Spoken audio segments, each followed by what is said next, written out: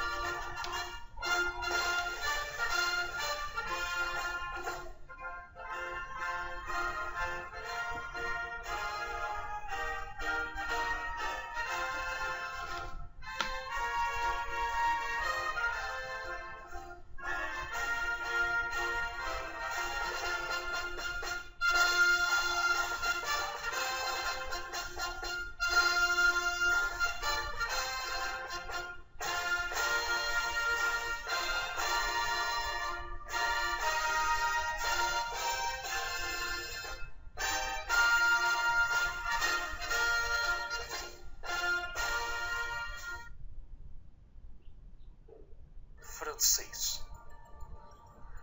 Nós temos o hino francês, a bandeira francesa, a mulher. A bandeira francesa, vale ressaltar que antes do processo revolucionário francês, ela era de uma única cor, a cor branca, e com o símbolo da família dos Bourbons no centro, simbolizando o absolutismo, o poder monárquico centralizado nas mãos de uma só pessoa, o rei. O maior destaque? Luís XIV, o famoso Rei Sol. Temos também a figura do hino. O hino, a La Marseillaise, que vocês escutaram há pouco. O hino que simboliza simplesmente o movimento revolucionário francês. Mas espera aí, você deve estar com uma pergunta. Como ficou a bandeira? Lembra? Como é que é a bandeira francesa hoje? Vermelho, branco, azul. Igualdade, liberdade, fraternidade. Essas duas cores vieram para a bandeira francesa para limitar, questão simbólica, limitar o poder monárquico, o poder absolutista. O hino é um canto ao processo revolucionário francês. E a mulher? Onde entra a mulher neste ponto? A mulher vai ser uma participante ativa do processo revolucionário. Exemplo, Marianne a combativa. Quem nunca observou em livros, apostilas, a imagem de uma mulher com a bandeira francesa numa das mãos e uma baioneta na outra? Símbolo claro de uma mulher que vai simbolizar o processo revolucionário francês. Então, como simbologia, nós temos o hino, a bandeira e a mulher, a figura feminina, que mais tarde a própria proclamação da República Brasileira vai se inspirar no processo francês para buscar o símbolo da República Brasileira, que também, por incrível que pareça, coincidência ou não, é uma mulher. Então, vamos dar uma pausa aqui e diminuir isso aqui e vamos começar o mapa conceitual. Então observem aqui, rapaziada, né? Que tá a bandeira que o colega acabou de falar, né? Inspirado nas ideias de liberdade, igualdade e fraternidade. E temos que entender o seguinte: a Revolução Francesa, ela, preste atenção, ela é o rompimento da idade moderna para a contemporânea. É o momento em que os historiadores percebem essa mudança da idade moderna para a idade contemporânea, e que se dá até hoje, tá? Outra coisa, a Revolução Francesa, que já vimos, ela é fruto das ideias iluministas, né? Que já vimos lá atrás. E três são os momentos fortes que ela vai abraçar, né? No iluminismo: a sociedade liberal, né, pode florescer com livre comércio. Então a ideia do livre comércio, tá? A contestação ao absolutismo, certo? E apelo às ideias burguesas. Então a Revolução Francesa, ela é uma ação orquestrada pela burguesia. Não se esqueçam isso, tá? Outra coisa. Então o iluminismo, esse iluminismo que nós vimos, foi a base de sustentação para a independência das 13 colônias norte-americanas, ela vai agora se materializar no processo da Revolução Francesa. Muito bem. Então vamos entender um pouco como estava essa França antes do processo da Revolução, né? Então olha só, não podemos esquecer da figura de Luís XVI, né? O Luís XVI, estamos aqui, o rei Luís XVI, que assume o trono do Luís XV, tá? Então, a França era uma monarquia absoluta, né? Com um rei fraco, né? O Luís XVI. O Luís XVI vai sempre colocar seus interesses pessoais acima do interesse do Estado, é incapaz de tomar ações decisivas, muito influenciado pela sua mulher Maria Antonieta. Essa é a figura do reinante monárquico na França. Muito bem. Não podemos esquecer também que a França estava economicamente, as dificuldades financeiras aqui, estacionada, né? Vejamos, necessidade de uma reforma fiscal ela estava precisando, né? Camponeses e a burguesia estavam infelizes porque tinham que arcar com todos os impostos, e não podemos aqui de forma alguma perder aquela noção lá atrás, quando as 13 colônias, né, vão se libertar, né, a França, que vai apoiar as 13 colônias, ela tinha perdido a Guerra dos 7 Anos para a Inglaterra. Isso é dívida, né? E também apoiando a independência dos Estados Unidos, ela também vai se endividar. E se endividando, é óbvio que os impostos, né, vão sobrecarregar principalmente aos camponeses, né, e à burguesia, tá? Então, camponeses e burguesia estavam infelizes porque tinham que arcar com todos os impostos. Esse é o ponto primordial. Já os nobres, né, determinados a defender o que? Os seus privilégios. Então já há aqui uma divisão entre quem paga, né, e quem defende os seus privilégios, tá? A economia estava em baixa. O governo tinha grandes dívidas com pesados juros, guerras ambiciosas que eu acabei de falar, gastos extravagantes com a corte, que isso é uma herança lá do rei Sol, Luís XIV, né? De ter muitas festas, muitas comidas, né? Tudo pago pelo Estado, tá? Então vai passar por essas dificuldades financeiras.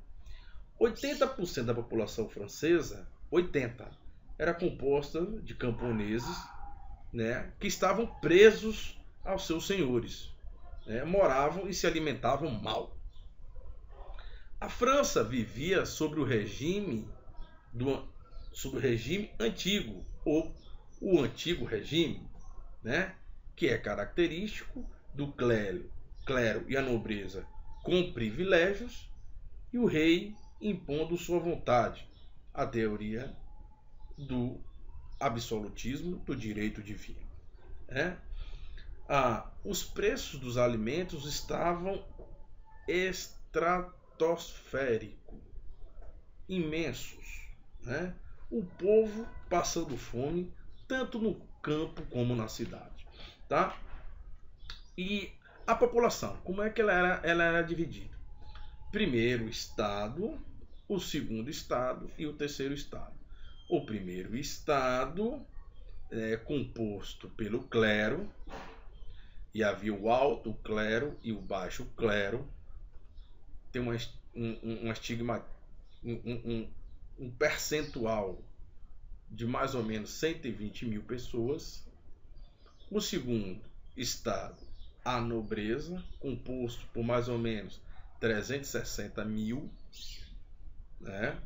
E o povão, que é o terceiro estado, a maioria da população, que era composto pela sans culotte, quer dizer, sem o culotte, e a burguesia, que essa burguesia era dividida em alta burguesia, que eram os industriais, grandes comerciantes, banqueiros, e a pequena burguesia, lojistas, médicos, jornalistas, professores. Então essa era a pirâmide, né, social na França. Primeiro estado, segundo estado e o terceiro estado. Como eu falei, os reis, nobres e o clero possuíam terras, poder e privilégio. E aí a burguesia vai então articular planos para chegar ao poder com a ajuda do povo. O povo vai ser apenas um coadjuvante no processo revolucionário. A situação do povo estava cada vez pior quando aconteciam inundações e secas. Segundo consta, houve um momento em que o povo, passando mal, né, vai reivindicar constantemente comida e chega a ter aos ouvidos da rainha Maria Antonieta, e ela dá como resposta de que se está faltando, né, o fermento para fazer o pão, não está tendo o pão, o mínimo, a base, então que dê ao povo brioches. Segundo alguns historiadores, né, houve esse tipo de fala, quer dizer, como estavam desassociados da realidade, né, como estavam longe da realidade, o povo passando fome, né, e a alta cúpula vivendo nos seus castelos, alheio a todo o processo que vinha acontecendo na França. E o que acontece? Com a crise na agricultura, os preços dos gêneros alimentícios subiam, levando as pessoas ao desespero. Em 1715, o que vai acontecer? A chamada Revolta da Farinha. O que é a Revolta da Farinha? Produtores de farinha vai conter a produção da farinha, forçando assim o aumento do preço da farinha. E é aí que o povo então vai começar a fazer a revolta. Isso em 1715.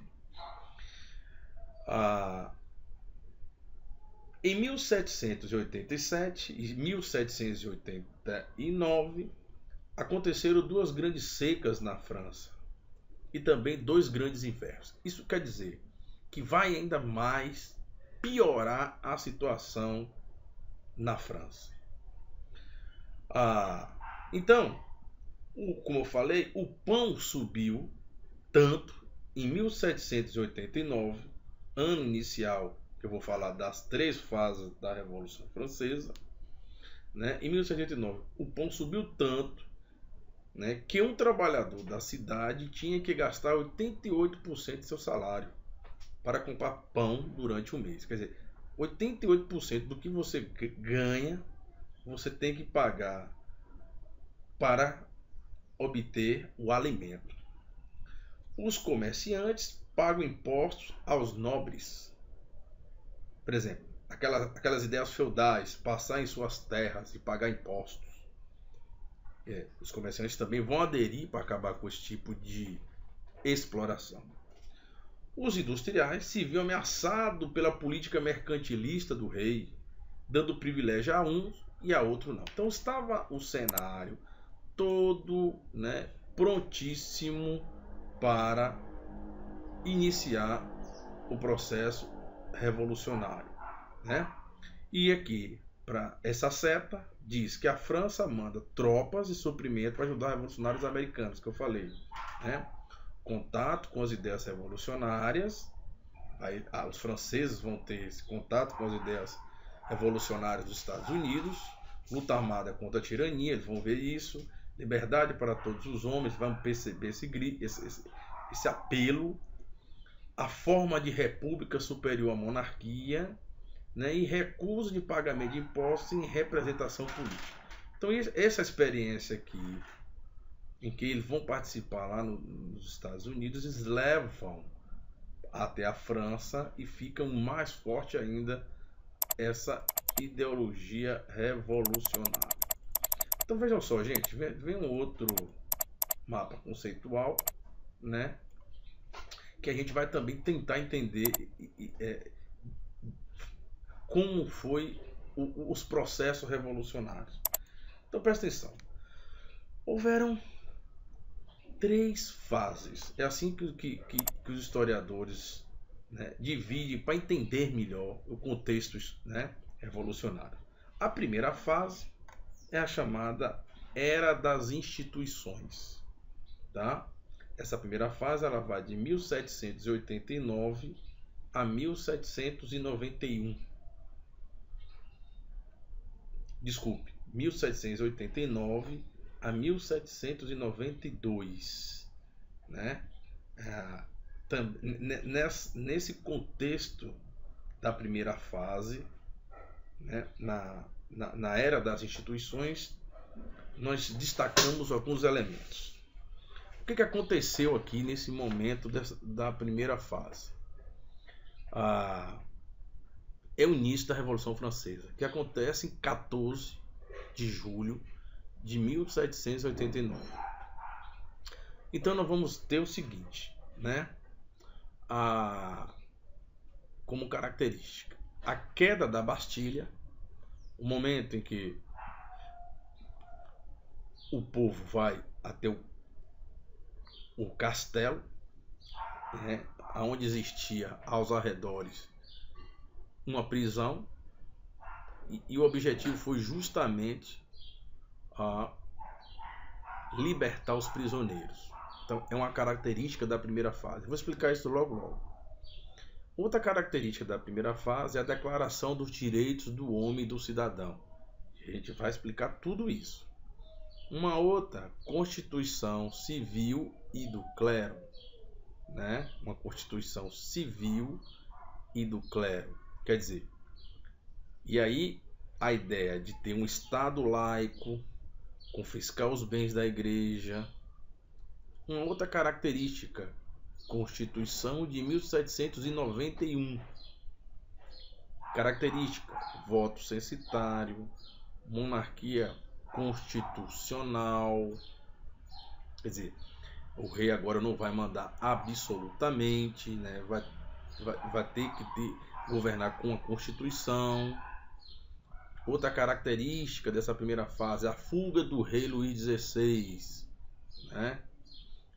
O rei Luís XVI ele não vai aderir a essas ideias de uma monarquia constitucional e vai querer fugir da França. Outra característica da Constituição de 1791 é a formação de grupos políticos burgueses, né? Que a gente vai ver o grupo político dos girondinos e dos jacobinos, e depois a formação de um terceiro, o pântano, tá? Então essa é a primeira fase. Mas essa primeira fase, ela também tem como nome Assembleia Nacional Constituinte, monarquia constitucional. Também faz parte, né, da nomenclatura da primeira fase. Então, a primeira fase, a Era das Instituições, tá? A Assembleia Nacional Constituinte, também ela é assim chamada, e monarquia constitucional também. Tudo faz parte da primeira fase da Era das Instituições. Fase da Revolução Francesa, que eu acabei de falar. Então, vejam só, né? A primeira fase, ela vai de 1789 a 1792, tá, gente? que é também, como eu falei, a era das instituições, ou Assembleia Nacional Constituinte, ou monarquia constitucional. Tudo aquilo que eu falei. Então vamos agora adentrar nessas questões, tá? Então olha só. O rei Luís XVI gastava mais do que arrecadava, né? Era a forma como ele estava agindo. O rei não sabia como contornar esse problema, pois a única forma seria que o primeiro e o segundo estados pagassem contribuições, e não só o terceiro estado. Então o que acontece? O rei convoca uma série de ministros para resolver o problema, né? Chama Turgot, chama Necker, Calonne, e nenhum consegue resolver. E resolve chamar de novo o Necker. O que Necker vai propor? Vai propor uma convocação do Estado Geral, né? E lá vai ser composto pelos três estados, e lá tentar resolver esse problema. O que fosse aprovado, o rei tinha que sancionar. E como é que seria então composto a Assembleia Geral? Seria clero, nobreza e estado. Agora veja só, se eu somar o número de clero e o número de nobreza, não chega ao número do terceiro estado. Ou seja, o terceiro estado tinha mais pessoas do que o primeiro e o segundo. Isso quer dizer que se o voto fosse por cabeça, o terceiro estado iria sair ganhando. Mas não era assim as eleições. As eleições não eram por cabeça. As eleições eram por estado. E sempre o primeiro e o segundo estado sairiam ganhando, sairiam na frente. E então o que acontece? Danton, que é um burguês, um intelectual, não vai gostar dessa proposta 2-1 e vai então protestar. O povo então acompanha o Danton. Um outro cara chamado Robespierre vai fazer um discurso e vai convencer os nobres a ficarem na Assembleia, e todos ali tentar resolver esse problema e fazer uma constituição para a França. O rei vai mandar então a polícia reprimir o movimento, e todos vão se reunir no salão do jogo da Pela e vão jurar resolver o problema. O rei então manda prender os líderes do movimento, os cabeças, e vai sair um boato de que esses líderes estão presos na Bastilha, que é esse momento que a gente acaba de falar aqui da queda da Bastilha, tá? Muito bem. E aí, no dia 14/7 de 1789, o povo invade a Bastilha, saqueiam o depósito de armas e de alimentos. Muitos soldados vão ajudar a revolução. Por quê? Primeiro pelo aquilo que eu mostrei para vocês lá atrás, né? Que quando os soldados vão participar do processo da independência das 13 colônias, né? E lá eles vão aprender a ideia de liberdade para todos, né? Lutar contra a tirania, a ideia de república, né? Então essas ideias eles trazem consigo.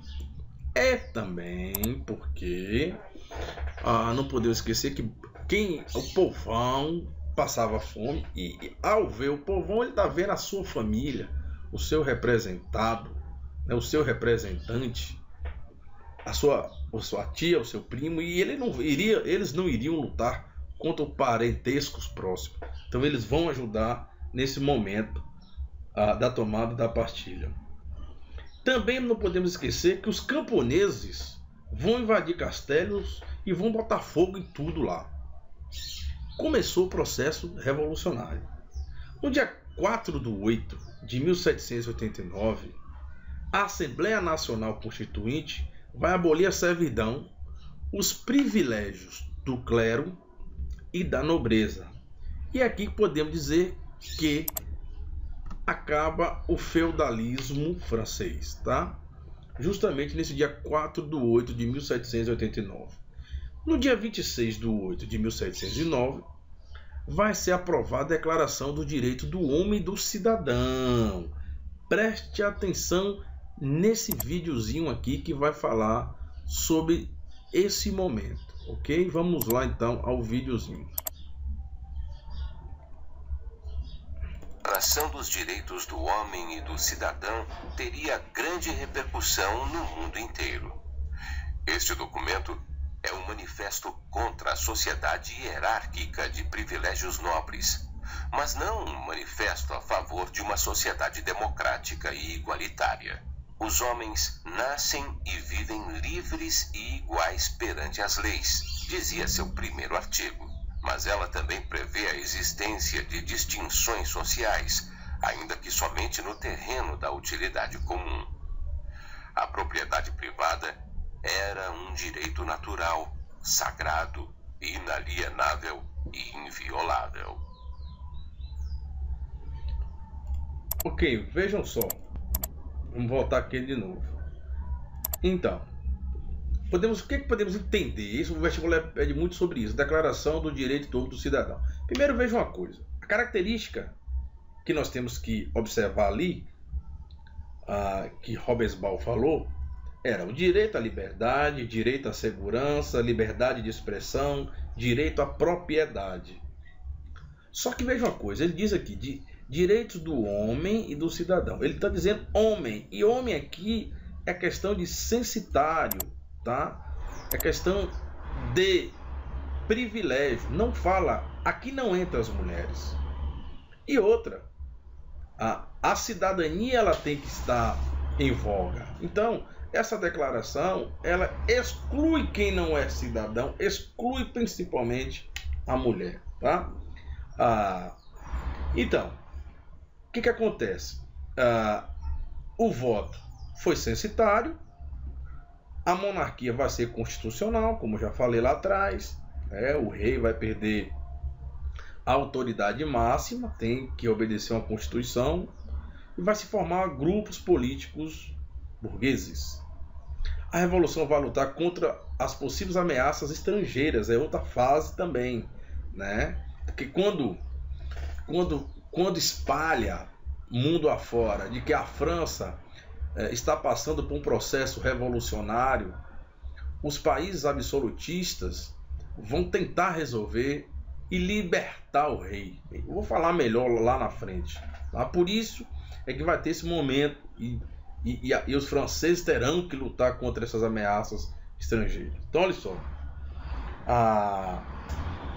Então, não podemos esquecer que essa queda da Bastilha é um dado, que a queda da Bastilha marca o fim da Idade Moderna, inicia a Idade Contemporânea, fim do absolutismo, e a burguesia ela entra ao poder. Ok, gente? Então vamos agora à segunda fase. Olha as características da segunda fase. 1792, 1794. A Era das Antecipações, também chamada assim, ou Convenção Nacional. O que podemos entender, né? Aqui já temos o poder na mão dos girondinos. Vejam só, né? Eu estou falando de girondinos e jacobinos. Girondinos era a classe da direita, aquele que sentava à direita ao rei. E os jacobinos eram a ala mais radical, que sentava à esquerda do rei, né? Os girondinos, eles eram o grupo da alta burguesia, né? O girondino era a burguesia industrial, os banqueiros, os grandes comerciantes, né? É a direita que não queriam o povo envolvido. Os jacobinos eram os pequenos comerciantes, camadas populares, professores, a baixa burguesia, que nós chamamos de grupo de esquerda, queria aprofundar a revolução e era a favor dos interesses do povo. E a planície, né, que eram deputados de interesses imediatos a seu favor, era o centrão. Ora apoiava os girondinos, ora os jacobinos. É o que nós chamamos de hoje em dia o PMDB, apoia quem está no poder, né? Então, essa era a classe que estava no poder, querendo participar desse momento político da França. Então, o poder vai então para as mãos dos girondinos nos primeiros momentos.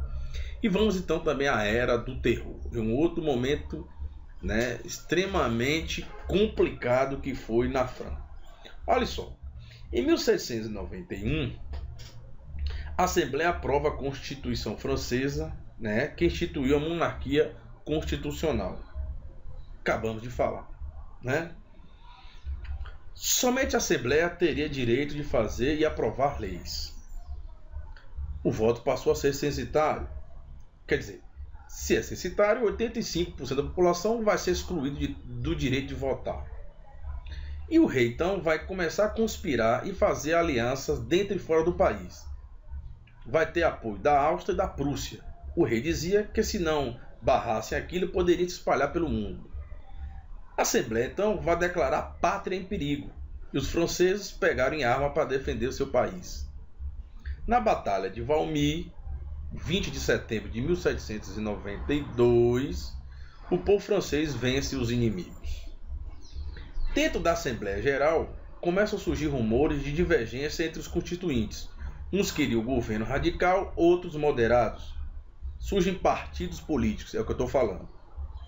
Depois da luta, elege-se às pressas uma convenção nacional, tá aqui, ou seja, uma assembleia encarregada de elaborar uma nova constituição, tendo agora o voto universal masculino. Aboliu a monarquia e vai se proclamar a república, né? Elaborar uma nova constituição, abolindo a monarquia e proclamar a república. Sim, e aí podemos também destacar aqui, né, a morte de Luís XVI em 1793. O rei queria fugir da França, mas antes o povo invade o palácio de Versalhes, né? O rei, através dos girondinos, sai disfarçado de soldado, mas é pego. Luís XVI foi levado ao julgamento, acusado de tirania à pátria.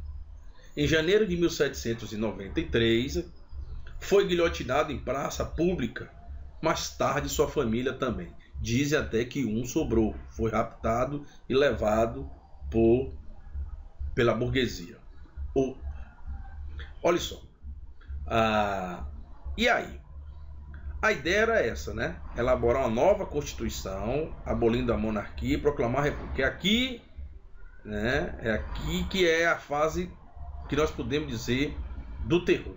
O que é essa Era do Terror? É os jacobinos que vão ao poder. Mais de 14 mil pessoas vão ser guilhotinadas. Todos aqueles que eram tidos como inimigo da pátria foram mortos. Se a guilhotina viesse a falhar, era tido como perdão divino, coisa que nunca realmente acontecia, né? A guilhotina falhar. E aí? Também temos nessa fase a mudança no calendário, tá? Ano 1 vai ser agora o ano 1, um ano revolucionário, o ano dos jacobinos no poder. Não é mais o calendário cristão nosso, né? É tido agora como ano 1. E os meses, em vez de janeiro, fevereiro, vai ser brumário, terminal, floreal, germinal e por aí afora. Também vai se abolir a escravidão, no caso aqui a escravidão negra, né? Nas colônias francesas. Vai ter a lei dos preços máximos, quer dizer, um tabelamento, o máximo que isso pode chegar. E aí, em 1794, vai acontecer o chamado golpe termidoriano, ou nono termidor, que foi justamente a derrubada dos jacobinos do poder e a volta da alta burguesia. Mas vamos lá. A Inglaterra, então, uniu com outros países monarquistas para atacar a França revolucionária. Isso é a Inglaterra. Os jacobinos vão reagir, criando órgãos especiais para defender a revolução, que foi o Comitê da Salvação Pública, né? Controle do exército e o controle da política interna. Vai criar também o Tribunal Revolucionário, julgar pessoas consideradas inimigas. Robespierre vai assumir o poder, são os jacobinos. E aí, Robespierre, o que ele vai fazer? Podemos destacar 4.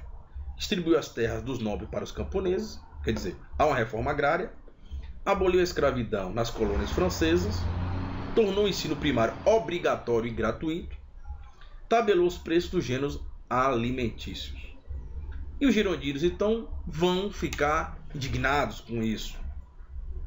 Vai mandar matar o líder dos girondinos, o líder dos jacobinos, desculpa, Jean Paul Marat, por discordar dele. E Robespierre, então, dá início à sua perseguição a todas as pessoas suspeitas de combater, suspeitas de combinar contra a revolução. A ditadura do Estado não aceitava críticas. Os acusados eram presos e julgados por um tribunal do governo. Robespierre manda matar também Danton, Lavourier, Hébert, que faziam parte do movimento revolucionário, que eram líderes nesse momento. Quer dizer, os seus antigos aliados, para eles se transformarem em algozes, e manda matar. Os próprios representantes partidários, junto com o povo, vão se desligar de Robespierre.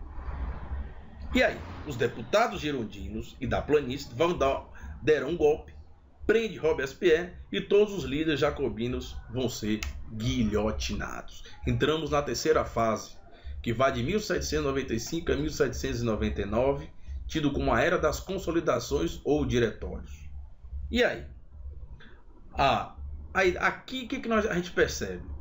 Que a forma de dirigir a França vai ser através de conselho composto de 5 diretores, conselho maior e assembleia dos 500, que eram vários grupos políticos. Vai se ampliar o negócio da burguesia e o início da industrialização na França. O governo vai ficar frágil, não consegue combater o principal inimigo, que é a Inglaterra. Acontece também a chamada conspiração de Babet, Gracchus Babet, ou também tido como conspiração dos iguais, isso já em finais do século XVIII. Idealizavam a sociedade igualitária e foram derrotados pelos girondinos. Os girondinos estavam instáveis e eles percebem um rapaz novo, jovem, que desde a batalha lá na África consegue sobressair, consegue ter o apoio do povo, o povo vê-lo como carismático e um futuro líder. Quem é ele? Está aqui, o Napoleão Bonaparte. Então, chega Napoleão Bonaparte e é convidado a fazer parte do governo francês. E aí podemos dizer que a Revolução Francesa termina num golpe, né? O diretório, que Napoleão é convidado a ser o dirigente mor da França, tá? Podemos perceber agora também, aqui naquele... Vamos agora analisar esse mapa conceitual, né? E a gente vai entender melhor esse momento. Então está aqui, né? Acabou de falar. Assembleia, né? E a destruição da velha ordem, aristocracia, e construção de uma nova ordem, burguesia. É o momento inicial. Declaração dos direitos do homem, fim dos privilégios, Constituição Civil do Clero. Aqui, Constituição de 1791, monarquia constitucional, voto censitário. Crise, oposição da nobreza, oposição do povo, invasão estrangeiras. A parte da convenção está aqui. Constituição do ano 1, república, legislativo, executivo, judiciário. A ideia dos 3 poderes, ideia iluminista. Legislativo, convenção, executivo, comitês, judiciário, tribunais revolucionários. Sendo que o legislativo, né, elabora as leis para serem executadas através de comitês, delega poder ao executivo. E o voto aqui, nesse momento da República, é um voto universal. Destacamos aqui Danton Robespierre, que vai se tornar um futuro ditador, que controla o tribunal revolucionário, terror, a guilhotina. Aqui o ano 3, 1795, né? O momento que podemos destacar o diretório, né? No diretório, que é o momento final, tem as vitórias militares, a ascensão de Napoleão, com o golpe de 18 primário, oposição da esquerda jacobinos, oposição da direita realista, e é um momento da instabilidade política. Então esse mapa conceitual, né, nos dá todos os dois mapas, nos dão, né, uma dimensão maior, uma dimensão sobre o processo revolucionário francês. Para ilustrar um videozinho, um recorte de um filme, né, para a gente vislumbrar um momento histórico da Revolução Francesa, tá? Vamos lá.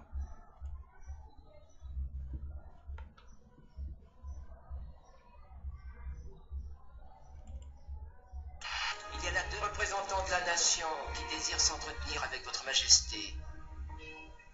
Sire, à Paris on s'égorge. Nos femmes, nos enfants, nos mères seront peut-être massacrés. Et moi, monsieur? Ne suis-je pas mère, moi aussi? La reine.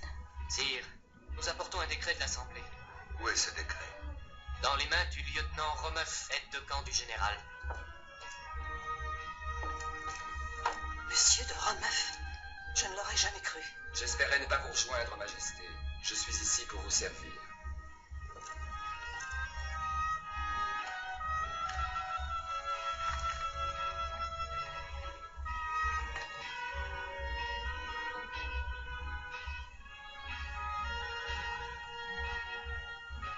En France, il n'y a plus de roi. Frechheit! Oh, mêlez-moi!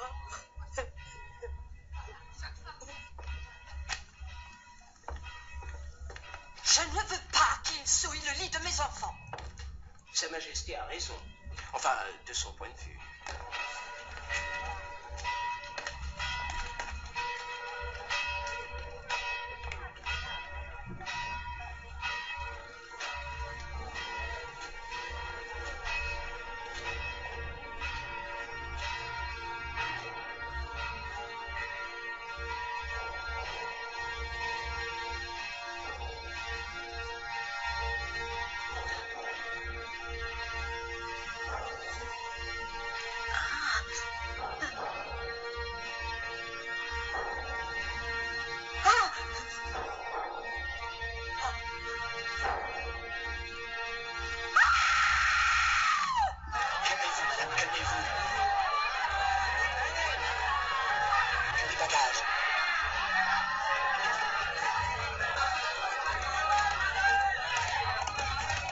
Voilà la vie du peuple qui vient d'arriver de Paris.